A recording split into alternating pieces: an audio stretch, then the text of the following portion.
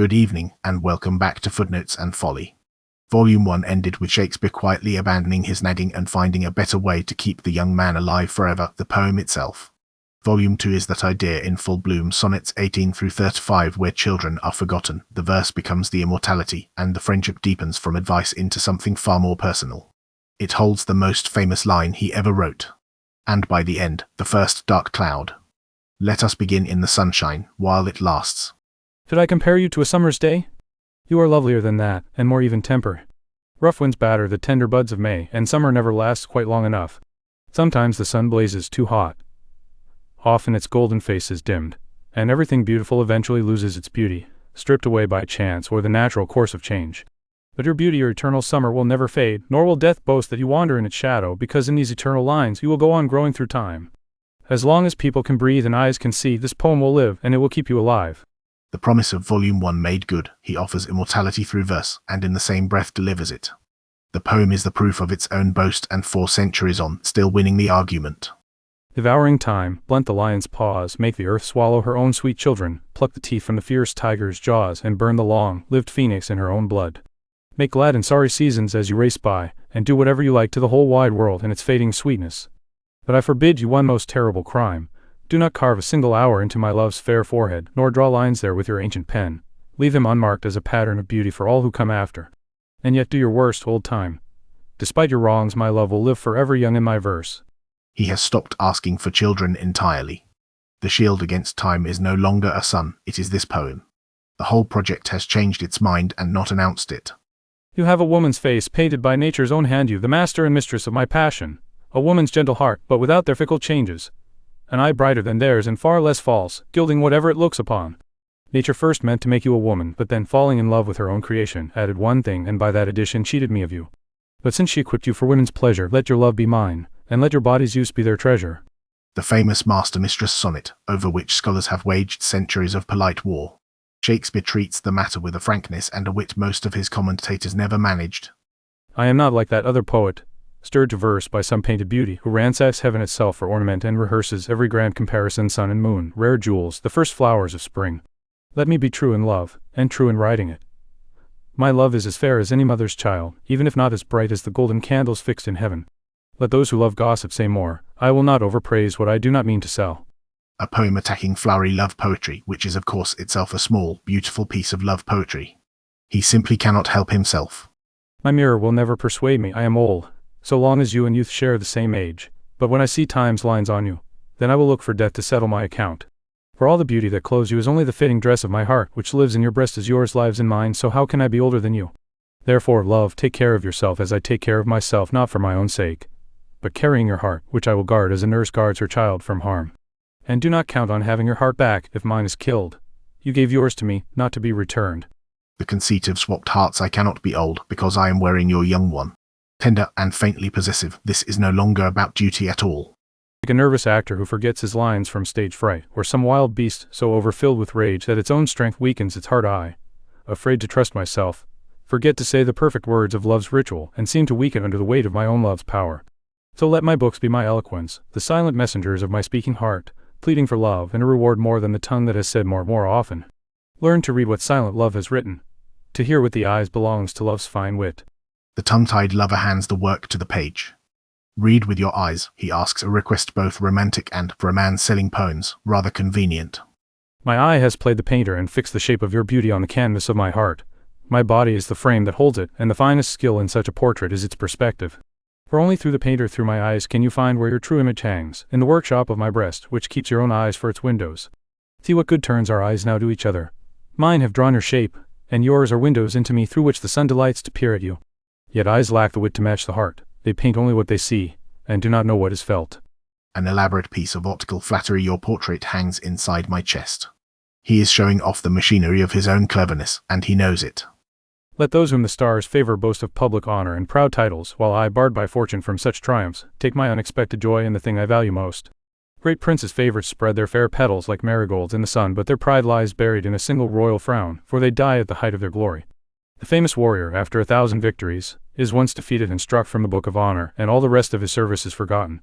How fortunate, then, am I who love and am loved, where I can neither be removed nor remove. He reckons himself richer than any courtier or general because their glory can be seized and his love cannot. A poor man's arithmetic, and a wise one if true. Lord of my love, bound to you by my duty, I send you this written message to witness my devotion, not to display my wit. My duty is so great, and my wit so poor, that it may look bare, lacking the words to dress it. But I hope some kind thought of yours will clothe it in your own mind, until whatever star guides me turns favorable and dresses my ragged love in fine clothes, making me worthy of your respect. Then I may dare to boast how much I love you. Until then, I will not show my head where you might put me to the test. He calls the young man lord and signs himself a humble servant. The gap in rank between these two friends hums quietly beneath almost every line. Worn out with travel, I hurry to my bed, the dear rest my tired limbs long for. But then a second journey begins inside my head, setting my mind to work when my body's work is done. For my thoughts set out on a pilgrimage to you, far from where I lie, and hold my drooping eyelids open, staring into a darkness only the blind can see, except that my soul's imaginary sight presents your shadow to my sightless eyes, a jewel hung in the hideous night, making black night lovely and her old face new. Though by day my limbs, by night my mind, find no rest for you and for myself. The first of the sleepless poems, he cannot rest because, every night, his mind travels to the beloved. Love as a kind of welcome insomnia. How can I return to a happy state when I am denied the blessing of rest, when the day's exhaustion is not eased by night, but day and night oppress me in turn, each taking the other's hand to torment me? I flatter the day by telling it you brighten it even when clouds hide the sun, and flatter the dark-faced night by saying you gild the evening when no stars shine. But still the day daily draws my sorrows longer, and the night nightly makes their weight feel stronger. 2 sleepless nights running, now, and even his flattery has grown tired.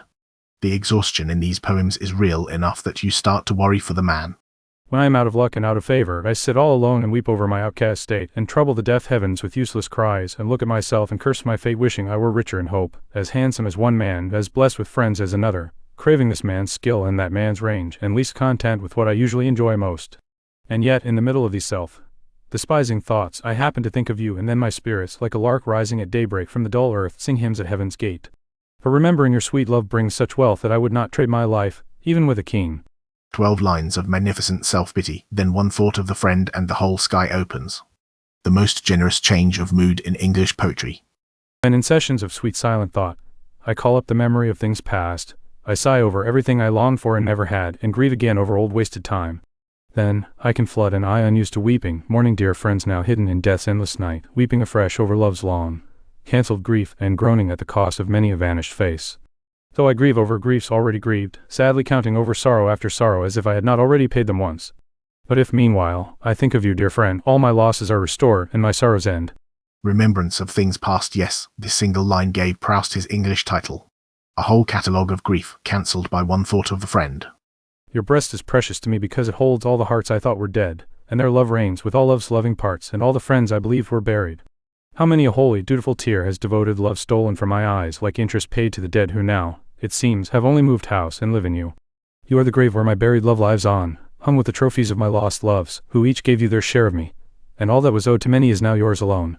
I see the faces of everyone I loved in you, and you, who have them all, have all of me. Everyone he ever loved and lost, he now finds alive again in this one person.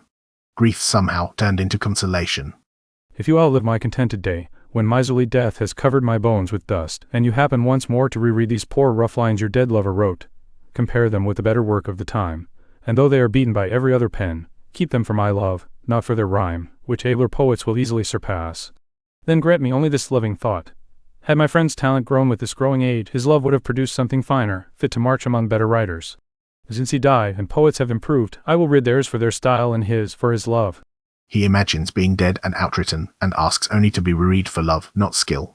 False modesty from the finest pen of the lot, but it lands all the same. I have seen many a glorious morning flatter the mountain tops with a sovereign eye, kiss the green meadows with its golden face, and gild pale streams with heavenly alchemy, only to let the lowest clouds go riding across its bright face with ugly streaks, and hide it from the abandoned world as it stole, unseen, toward the west in disgrace. Just so one early morning my own sun shone on me in full splendor. But alas, he was only mine for a single hour, the clouds have masked him from me now. And yet my love thinks no less of him for it. Suns of this world may darken when heaven's own sun does. The first cloud. Something has gone wrong between them, and notice how instantly he reaches for an excuse. Even the sun, he pleads, has its dark mornings. Why did you promise such a beautiful day, and make me set out without my coat, only to let base clouds overtake me on the road and hide your brightness in their rotten smoke?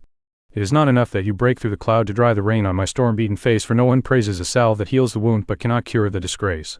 Your shame is no medicine for my grief, Though you repent, I still carry the loss. The offender's sorrow brings only weak relief to the one who bears the heavy cross. Ah, but those tears your love sheds are pearls rich enough to ransom all your wrongs. The excuse of the last poem curdles into open hurt. He has been wronged, he says so plainly, and then forgives it the instant the young man weeps. We have all surrendered exactly that fast. Grieve no more over what you have done. Roses have thorns and silver fountains mud. Clouds and eclipses stain both moon and sun, and the foulest canker lives in the sweetest bud. All men make faults, and here I make one too, excusing your offense with these comparisons, corrupting myself to smooth over your sin, finding far more forgiveness than your fault deserves. For to your fleshly fault I bring in reason, your accuser turns into your defender, and I open a lawsuit against my own self. Such a civil war goes on inside me between my love and the hatred it ought to feel, that I cannot help being an accomplice to the sweet thief who so bitterly robs me. And here is the price of forgiving. He becomes, in his own word, an accomplice, his reason hired to defend the very person who wounded him. The sequence has just discovered that love can be a quiet self-betrayal. 18 sonnets, and the whole register has shifted. The duty of Volume 1 is gone. In its place stand the famous immortality of Sonnet 18, the swapped hearts of 22, the sleepless devotion of 27 and 28, the despair and grief redeemed in 29 and 30, and then the turn, the clouds of 33, the running of 34, and in 35 a man arguing himself into excusing the very person who hurt him. What this volume claims is that the poems themselves are now the gift and the immortality. What it discovers, by its end, is that loving someone can make you an accomplice against your own better judgment. What to read next? Volume 3, where that wound is pressed harder. Until then, mind the footnotes.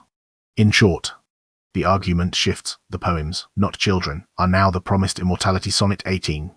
The friendship deepens. Swapped hearts 22, sleepless devotion 27-28.